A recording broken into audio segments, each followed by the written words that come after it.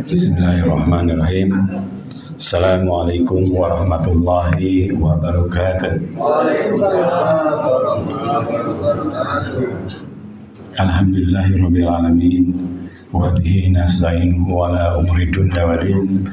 Wassalatu wassalamu ala asyrofil anbiya wal mursalin wa ala alihi wa sahbihi ajma'in.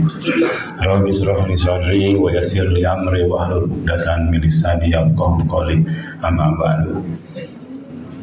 Pertama-tama marilah kita panjatkan puji syukur kehadirat Allah Subhanahu wa taala atas nikmat yang telah diberikan kepada kita semua, baik nikmat iman, nikmat Islam dan nikmat sehat. Yang alhamdulillah memasuki malam yang ketiga, kita mudah-mudahan masih tetap istiqomah untuk menjalankan sholat isya berjamaah dan sholat tarawih berjamaah di Masjid Al-Arif yang kita cintai. Malam hari ini akan disampaikan oleh guru kita yang alhamdulillah beliau sudah berada di tengah-tengah kita. Mudah-mudahan beliau diberikan kesehatan dan umur yang panjang barokah. Amin ya rabbal alamin. Mungkin itu saja yang dapat kami sampaikan. Terima kasih. Wassalamualaikum warahmatullahi wabarakatuh. Bismillahirrahmanirrahim. Assalamualaikum warahmatullahi wabarakatuh. Waalaikumsalam warahmatullahi wabarakatuh. Alhamdulillahirabbil alamin. Ja'ala syahrul Ramadan syahrus siyami syahrut tarbiyah wa syahrul Qur'an. Asyhadu an la ilaha illallah wahdahu la syarika lah wa asyhadu anna Muhammadan abduhu wa rasuluhu la nabiyya wa rasula ba'dah. Allahumma shalli wa sallim wa barik ala nabiyyina Muhammadin wa ala alihi wa ashabihi ajma'in, amma ba'd. Puji syukur kita kepada Allah Subhanahu wa taala atas segala nikmatnya hingga pada hari ini, malam yang ketiga. Alhamdulillah, malam ini kita semua sudah tidak berpuasa. Apakah masih ada yang berpuasa malam ini? Tidak. Kita mengikuti puasa sesuai dengan puasanya Rasulullah. Mungkin saja ada manusia yang mampu berpuasa pagi dan malam, ya, tidak buka, ada. Tapi itu bukan yang disyariatkan. Maka pada malam ini ya kita berbahagia, ya, bisa makan, bisa minum, ya, dan bisa yang lainnya. Bapak-bapak dan ibu yang dimuliakan Allah Subhanahu wa taala, kehadiran kita di sini mempunyai visi dan misi yang sama. Semua kita mempunyai visi yang sama, yaitu agar kita menjadi hamba-hamba yang muttaqun, hamba-hamba yang bertakwa kepada Allah Subhanahu wa taala. Dan Allah turunkan syahrul Ramadan ini, ibadah puasa ini, satu tujuan agar kita betul-betul menjadi hamba-hamba yang bertakwa kepada Allah Subhanahu wa taala. Maka pertanyaannya kepada kita, sudahkah kita bertakwa kepada Allah Subhanahu wa taala? Dan kenapa harus kita menjadi hamba yang bertakwa kepada Allah Subhanahu wa taala? Al-Quran telah menjelaskan minimal ada 3 alasan kenapa kita harus menjadi hamba yang bertakwa kepada Allah Subhanahu wa taala. Yang pertama adalah Allah sebutkan di dalam Al-Quran, inna akramakum indallahi atqakum, agar kita menjadi hamba yang paling mulia di hadapan Allah Subhanahu wa taala. Kemuliaan manusia itu diukur dengan ketakwaan, bukan diukur dengan banyaknya harta, bukan diukur dengan tingginya jabatan, tetapi yang diukur kemuliaan manusia adalah ketakwaannya kepada Allah Subhanahu wa taala. Maka ini alasan pertama agar kita menjadi hamba yang bertakwa kepada Allah Subhanahu wa taala, agar kita menjadi manusia yang mulia di hadapan Allah Subhanahu wa taala. Karena ada manusia yang tidak mulia, mereka yang tidak bertakwa kepada Allah Subhanahu wa taala. Kemudian yang kedua, alasan agar kita menjadi hamba yang bertakwa kepada Allah Subhanahu wa taala, agar Allah menurunkan keberkahan di dalam kehidupan kita. Bahkan sebuah bangsa, sebuah kaum, sebuah negara, jika dia ingin hidupnya barokah, apa tanda barokahnya? Ziyadatul khair, selalu bertambah kebaikannya. Satu kebaikan bertambah lagi dengan satu kebaikan. Maka bulan ini pun bulan kebaikan, harus betul-betul menjadikan kita gunakan untuk kebaikan-kebaikan. Maka Allah Subhanahu wa taala akan memberikan keberkahan kepada manusia yang bertakwa. Walau anna ahlal qura amanu wattaqau la fatahna 'alaihim barakatin minas sama'i wal ardh walakin kadzabu fa akhadnahum bima kanu yaksibun. Kata Allah, seandainya sebuah kaum, sebuah bangsa, sebuah negara, dia betul-betul menerapkan keimanan dan ketakwaan di dalam kehidupannya, Allah pasti akan menjamin memberikan keberkahan yang datangnya dari langit dan dari bumi. Ini janji Allah Subhanahu wa taala. Maka visi kita betul-betul harus menjadi hamba yang bertakwa kepada Allah Subhanahu wa taala. Kemudian yang ketiga, ya, kenapa kita harus bertakwa kepada Allah Subhanahu wa taala? Ini menjadi solusi terbaik di dalam kita menjalankan kehidupannya. Setiap kita akan mengalami masalah dan problematika hidup. Tidak ada satu manusia pun yang tidak diberikan masalah. Tidak ada satu manusia pun yang tidak diberikan ujian.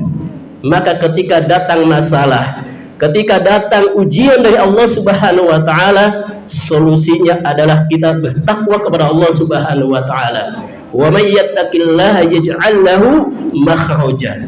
Barang siapa yang meningkatkan ketakwaan kepada Allah Subhanahu wa taala, maka Allah akan memberikan jalan keluar setiap permasalahannya.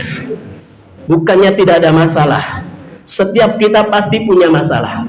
Setiap manusia punya masalah. Namun tergantung bagaimana kita menghadapi masalah. Apakah dengan ketakwaan atau justru sebaliknya? Setiap ada masalah, kita larinya bukan ke Allah, tapi ke makhluk misalkan.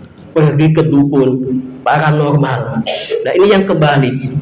Maka setiap datang ke masalah, apapun masalahnya, masalah rumah tangga, masalah ekonomi, masalah pertemanan, masalah di tempat kerja dan sebagainya, maka yang utama sekali adalah kita kembali kepada Allah Subhanahu wa taala. Karena pemberi yang memberikan ujian adalah Allah Subhanahu wa taala. Kita minta setiap ada masalah ada solusinya. Nah, ini yang terpenting bagi kita. Maka jamaah yang dimuliakan Allah Subhanahu wa taala, takwa ini ya kita pahami adalah menjalankan perintah Allah Subhanahu wa taala dan juga menjauhkan segala bentuk larangannya. Maka harus seimbang dua-duanya. Seperti dua sisi mata uang. Kalau hanya satu sisi mata uang, itu tidak akan bernilai. Tapi kalau dua sisi, dia akan bernilai. Begitu juga ketakwaan. Ya, ada dua sisi. Satu sisi kita taat kepada Allah Subhanahu wa taala, menjalankan ibadah syariat, salat, puasa, zakat ya, dan sebagainya. Kemudian kita juga meninggalkan kemaksiatan. Jangan sampai salat juga maksiat juga. Ini salah. Atau sebaliknya, tidak bermaksiat dan juga tidak melaksanakan ketaatan. Ini juga bukan takwa. Maka dua-dua sisinya harus kita jalankan. Kita hubungan dengan Allah Subhanahu wa taala, beribadah pada Allah Subhanahu wa taala, dan juga berhubungan baik dengan sesama manusia, bahkan makhluk, binatang, tumbuhan, kita harus berbuat baik. Makanya Rasulullah SAW sudah memberikan wasiat agar kita senantiasa bertakwa kepada Allah Subhanahu wa taala di dalam setiap keadaan, dimanapun. Ittaqillah haitsumma kunta wa atbi'i sayyi'ata hasanatan tamhuha wa khaliqin nas bi khuluqil hasan. Bertakwalah kalian dimanapun kalian berada, di rumah tangga kita, di masyarakat kita, ketika kita berbelanja di jalan, ketika kita berorganisasi dan sebagainya. Maka munculkan nilai-nilai ketakwaan kita kepada Allah Subhanahu wa taala. Wa atbi'is sayyi'atal hasanatan tamhuha, dan senantiasa ikuti perbuatan burukmu dengan perbuatan baik. Karena manusia tidak akan lepas daripada kesalahan, kelalaian. Ketika kita lalai, apa yang kita lakukan? Segera kita berbuat baik.